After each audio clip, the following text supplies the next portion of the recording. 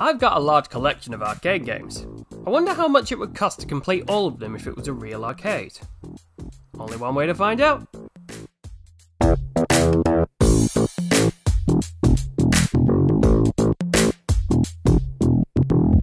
You click on one Jurassic World Dominion video and suddenly your YouTube recommendations just get lit up with dinosaur videos more than usual, of which I have been enjoying. During my browsing, I was reminded of several of the old Jurassic Park games, the best and the worst of them. Now, I'm not sure if this is the current algorithm, but I thought I'd follow this trend and do a Jurassic Park arcade game. Problem was, there isn't many. We already covered the first game, and life will not find a way for me to cover the Raw Thrills title. Even if I had the space in my flat and the hardware to run it, the price alone would permanently place it at the top of the chart. So I was shit out of luck. Until I remembered they made the original back in 1994, and in 1997 came the sequel, The Lost World Jurassic Park. Once again, taking to the rail shooter genre, Lost World continues the war against nature with more pixels, more dinos, and more plot than its prequel. Rather than shooting dinosaurs for poops and Snickers, the story is loosely based on the second film. You play as two rangers who are part of a group trying to find Sarah Harding and Ian Malcolm, who've gone missing on Isla Sorna. Inserting the first coin, the game starts with a video tutorial, with one simple rule: if it's scaly, shoot it. Unless it's peaceful, because that's bad. You have 6 shots in your clip, and as is tradition in rail shooters, shoot off screen to reload. Possibly, and completely accidentally, hitting your co-op partner in the head several times like I used to. Choose a starting stage and the game starts. The beginning cutscene shows your rangers meeting your team who are under attack. From the get-go, the game is relentless. Enemies rush you quickly and in big numbers. Often they attack quickly after being on screen for a short amount of time. Enemies die in one hit and you'll get bonuses for achieving stylish kills. Oh no, sorry, apparently you have tranquilizer guns, so you're not hurting the dinosaurs, just putting them to sleep. I beg to differ. If the dart alone is as big as a .50 caliber bullet, has enough force to break wooden crates, make flammable barrels explode, and send raptors flying when hit, I think it's fair to say that these darts are potentially lethal at the very least. Oh, and they also sound like they work with gunpowder.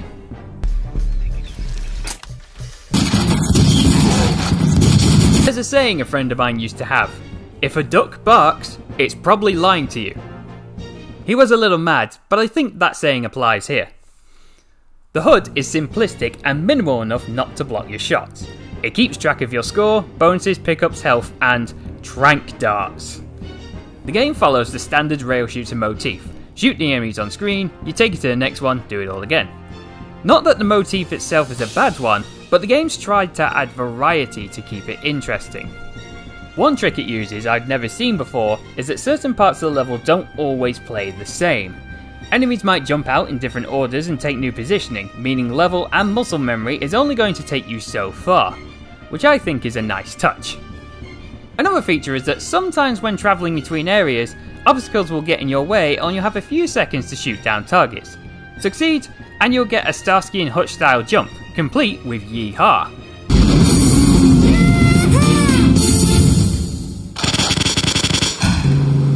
Fail and you'll have an extra fight to survive, complete with exaggerated scream.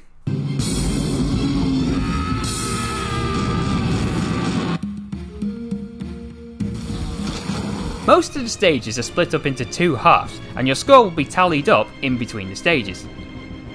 One thing you may have noticed by now is the game is pretty fast. Not just how often the dinos attack, but the camera has a hard time staying still. When new enemies enter the screen, the camera might adjust to get them into view, which is fine, but when 2 enemies are on screen and it can't decide where to look, as it jitters around like a sugar rush child with ADHD, it gets pretty frustrating. This also happens when there's too many enemies off screen and the camera bounces around trying to compensate. As a result, it throws off your aim and makes it a bad time for sufferers of motion sickness. In the second half of the level you see this quite a lot, but thankfully it doesn't last long until we come to the end level boss. And it's the one, the only, Rexy! Each level finishes with a boss fight, the first being a female T-Rex, and they aren't just bullet sponges for the sake of milking your wallet. When the boss attacks, you have a chance to try and interrupt them by shooting the highlighted areas in the short time allotted. Do it well, and you can defeat a boss while taking no damage whatsoever. Some bosses also have a mechanic that's only available in co-op. During the fight, your partner may get grabbed. That is not how you motorboat! To save them, you need to shoot the targets that appear. Grabbed players can assist by hitting the start button to buy them more time, but failure will result in the grabbed player being slammed and losing health. Boss fights are also quite exciting. They aren't just a big target that will jump in and out of cover to try and kill you. Instead, they'll run around the environments and throw things at you to try and throw you off, hide, cut you off. It feels like a complete cinematic sequence and it's really cool to experience. Look at me, Rexy. I'm the mummy now. Wait, with Rexy defeated, the scores are tallied and we move on to stage 2. So far the game has offered up some cool looking scenes and visuals, so what's in store for level... Now that's a big pile of... I'm disgusted yet impressed at how much detail went into that poo. The Sega Model 3 was the machine that this game would run on. It was one of the first shooters on the system, and compared to the other titles, graphics may not look as advanced as other titles on the system, but they're still impressive for a first try. As you would expect from a game from the 90s, everyone and everything has edges that are so sharp that you could behead someone from a paper cut, and everyone is a master ventriloquist. Yet despite the fact that developers were unfamiliar with the tech, a great job was done all around. I like big butts and I cannot lie. Dinosaurs look threatening, they move convincingly. Sometimes. The environments have a good variety in appearance, although some of it is a cutout of a JPEG of a photo. And they even went as far as to include splashes for the water. After we literally shoot the shit back up a dinosaur's arse, we yeehaw over a dirt road and get chased by a raptor pack. Oh shit, I shot Chris Pratt! Well, looks like that Garfield film's been cancelled now. After fighting a pack of baldy dinosaurs, we get into a fight with the Deinosuchus. This boss changes things up a little. While the female T-Rex was one you could continuously blast, the Deinosuchus is only vulnerable when it's out of the water. When it is, it's a mixture of quick reactions, crocodile wrestling and fine aim shots to beat it. After you shoot it down, it makes one final hurrah before putting it down for good. I just got a new pair of boots. Stage 3, the InGen Visitors Center. Stage 3 is a single act level and it's pretty chaotic. You rush from one area to the next, a time keypad puzzle puts you on edge, compies quickly attack allies and it's hard to hit them without hitting the ally, raptors attack quickly and the camera can't keep up, making shooting enemies and pickups a lot harder. That is, if you can spot the pickups in the first place. The pickups are somewhat rare. You can get them by saving people from dinosaur attacks or by shooting them when spotted in the environment. We didn't find or experience all of them, but we did encounter the grenade launcher. Remember, we're not here to hurt the dinosaurs. These are clearly those tranquilizer grenades that look like a mini nuke. Although the explosion is piss weak as it's so small it might get one dinosaur at best. A laser sight which gives you a red dot to assist aiming, and you can heal a block of health by finding power bars. Collect 3 and you can recover a full block. Find a super bar and you get a block of health back instantly. Nedry would have just lived if he ate his power source. After the initial barrage of enemies, you have a section where you need to shoot the control panels as you flee from a pack of raptors who serve as the stage's boss. If you fail, then you get trapped and have to shoot them as they emerge from the darkness, which actually is a pretty creepy sequence. Once that's complete, the level ends and you move on to stage 4. Starting off by shooting clever girls, we literally swing into action and stop in the middle of a zip line to fight pterodons? Why? Then we drop into the labs. Look, Ian and Sarah! Ah yes, uncanny resemblance. In fact, why the fuck do we look like Grant and Sadler when they weren't even in the film? We run inside to help them, only to be attacked by a Carnotaurus. Like the Deinosuchus, the fight is more about reactions as it uses its camo and apparent speed to jump out of every nook and cranny it can. During which time, you will be running around the lab, which makes the boss fight just as involving as the previous two. The only issues I have with this boss is that it feels a little easy. Its two methods of attack are to try and bite and charge. During the charge, the weak spots are so close together that you can hit them all quickly and sometimes by accident. During the bite, it holds its mouth open so close that you can shoot the weak spots quickly with minimal effort, as the recoils from its head are so quick you don't need to adjust your aim. Most of stage 4 is this boss fight, and despite the fact its life bar goes down as slow as bollocks, it's still quite a quick level. Now I'm starting to worry that the next and final level is going to be just a blink long. As long as there's no more dino diarrhea though, I think we're going to be fine.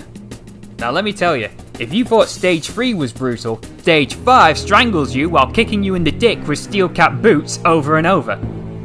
Immediately, a guy is eaten alive in front of us by compies as we try to enter the trailer. When we do... just like the movie. The Mama and Papa Rex tearing the trailer apart is cool to watch and experience, although the attempted baby murder was unexpected. Shame our characters don't share the same enthusiasm. The voice acting is, as you might expect, awful.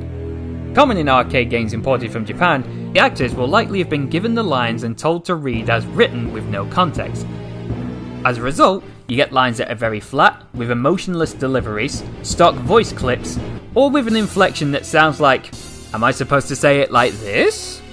First aid is now over. There's something here. Over here. They went down this slope. What the? This is the Psych B laboratory. Sound effects are hard to talk about because they're drowned out by your 50 cal trank gun blasts.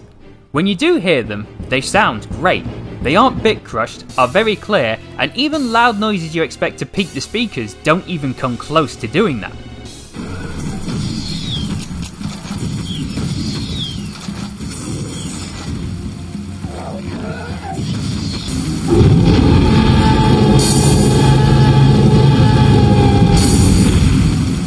Apart from the occasional victory jingle, the majority of the music, when you can hear it, can best be described as never-ending dread, with a sprinkling of fun.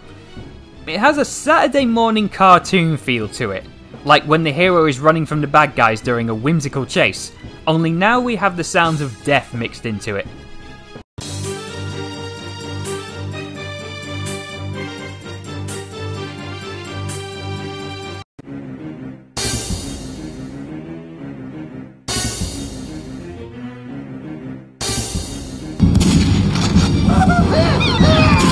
I think if we were playing in the boost-style cabinet the game was designed for, then the sounds and music would have more of an impact. However, we're playing on the equivalent of a standard cabinet, so I think we're missing out here. Realising we're outmatched and trapped, we decide to flee as Papa Rex grabs the baby. But Mama Rex is pissed. She chases after us and gives us a pseudo-recreation of the first boss fight, by which I mean she only uses her bite and attacks from different angles. No flying debris or hiding in the fog to cut us off. The creepy factor gets boosted as you can only see her through a torchlight. Honestly, I think here they missed the trick, because you can still see the weak points through the dark. If I had to search for the weak points, that would have been better, I think, but c'est la vie. She's also just as weak as the first time you fought her. Oh god, the road rash! Then we drive off into the sunset, the darkness. That is until Daddy wants some playtime.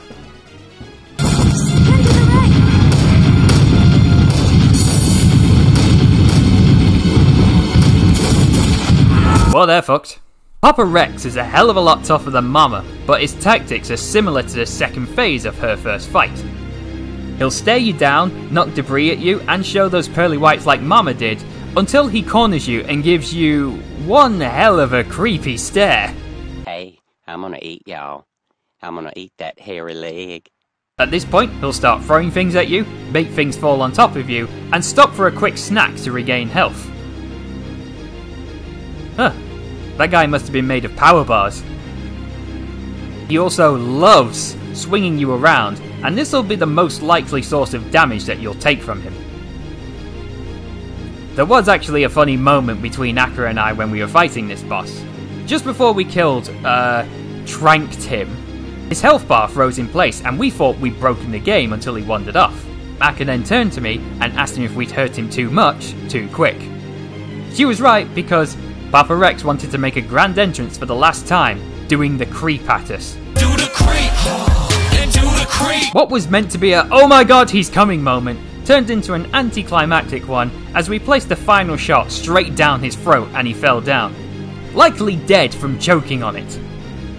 We get picked up by a helicopter and the end credits roll. Now sadly, this is where this version of the game ends. There was a special edition at one time that reportedly had an 80-inch wide screen, improved speakers, gun recoil, air blowing during the T-Rex boss roars, had a plot that was closer matched to the movie, and ended with a level where you would fight a T-Rex rampaging through San Diego. Unfortunately, it was only available in Sega's amusement venues, and my hometown never got anything close to that. So I fear it's going to be an experience I will never have. Still, the regular one we played is highly entertaining. The graphics are great for the time, the action is intense, there are next to no bullshit milking tactics, the bosses are well designed, and each one feels and looks unique, and it's satisfying to mow down groups of killer lizards as well. It's got some issues. The camera occasionally working against you, saving someone from a compy attack is super difficult, and the pickups are tricky to get. But they don't harm the experience in a big way, and the positives outshine the negatives greatly. If you ever get the chance, I highly suggest that you go for it. And if you at home have ever played the special edition, how was it? I'd love to hear from you. Regardless of which version you play though, it's going to be a fun time no matter the cost. But how much of a cost? Let's count the losses. Now I know at the beginning of the video I've said that it was £2 a credit. That decision was made because while there were two different cabinets of it, the cost would depend on which one would have been in my arcade. Seeing as how this one was in the arcade when I was little, I'm gonna have to go with this one. 2 credits to start and a total of 14 deaths between me and Aka, we come to 16 credits and £32. Making it the third most expensive game in the 30 to 39 category, 50p ahead of Metal Slug X. Pushing the total credits up to 1,229, and the total money